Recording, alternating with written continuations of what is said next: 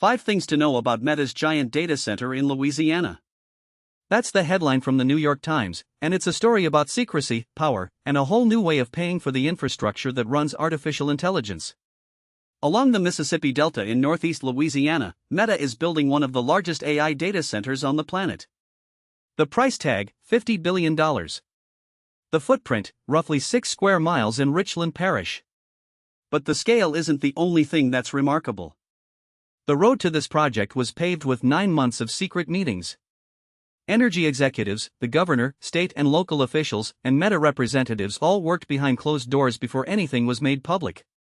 The Times spoke with more than 40 people and combed through corporate filings, tax records, property records, and meeting transcripts to piece together how it happened. Here's the first takeaway: it wasn't state officials who pitched Louisiana. It was Entergy Louisiana, the state's largest energy company. CEO Philip May was involved in every step, securing tax rebates, buying nearby land, drafting non-disclosure agreements for government officials. The clincher? Entergy promised to build dedicated natural gas turbines for Meta, enough generating capacity to power the city of New Orleans 7 times over. That energy guarantee separated Louisiana from rival states.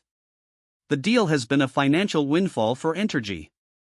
Meta is now the largest customer in the utility's 112-year history, and Entergy's stock price has jumped over 50% since the project was announced in December 2024. Third, local opposition has killed billions of dollars in data center projects elsewhere.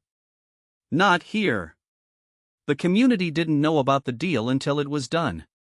Meta and Entergy used non-disclosure agreements with state and local officials to keep the project out of the public eye. Some officials who voted on supporting legislation didn't even know the details.